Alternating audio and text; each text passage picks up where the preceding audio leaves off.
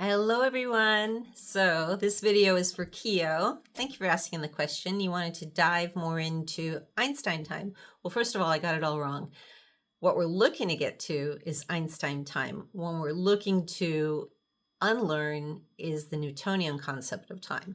So I went over and I read it again. I thought, let me try to make it brief, but I can't. It's a whole chapter. It's wonderful how, once again, the big leap, Hendricks, he goes into all of these explanations, but I will read a chapter to you, which I think will be really helpful in understanding what he's saying. So, our time problem is a space problem. To get to the new expanded version of time offered by Einstein, we also need to make a few changes in how we think about space. When we're running on Einstein time, our experience of time changes because we make a fundamental change in how much space we are willing to occupy. By learning to occupy space in a new way, we actually gain the ability to generate more time, and that's what we're looking for. Here's a practical example. Recall Einstein's colloquial explanation of relativity. An hour with your beloved feels like a minute. A minute on a hot stove feels like an hour.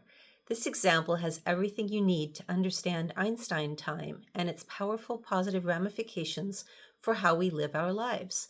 If you are forced to sit on a hot stove, you become preoccupied with trying not to occupy the space you're in. You withdraw your consciousness towards your core, contracting away from the pain of contact with the stove. The act of contracting your awareness away from the space makes time congeal. It seems to slow down and harden into a solid mass.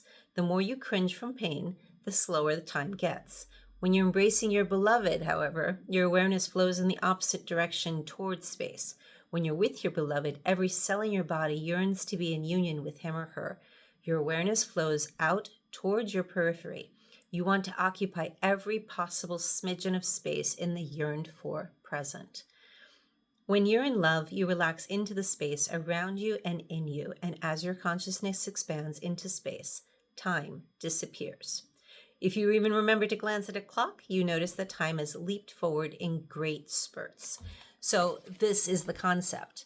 The more we are willing to be extremely, extremely present with where we are, not worrying about getting somewhere in the future, not worrying about being late, not looking at our clock and calculating and at our watch and calculating how many minutes we have to get here or there, but actually embodying the space we're in and being in the present. I mean, how many times do we hear that coming from everywhere? That seems to be like the fix-all solution to everything. So in order to have more space, have more time, enjoy what we're doing, and not, get to the end of the day ragged and without energy, as you've seen me do way too many times, it's about being here right now, embracing it. And he was saying, he made another reference that we don't usually sit on a hot stove. So of course we probably, but you have had moments where maybe you feel like your stomach's all tight when you wake up in the morning and you think, oh, I just don't have time to deal with it. So it's one of those things you put off. Here's your body trying to talk to you and trying to give you signs of what needs to be paid attention to. And we're off running to get stuff done, right? So there's just so much. There's so much there. It's so fascinating. And it's like right in front of our eyes. And it's like we've been trained to have blinders on forever, right?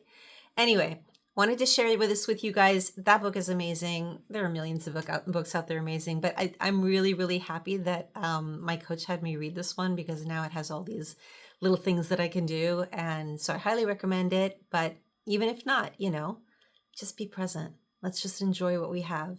The next minute, the next hour, the next week is not guaranteed. So enjoy your life, enjoy your day, and I'll catch up with you guys tomorrow.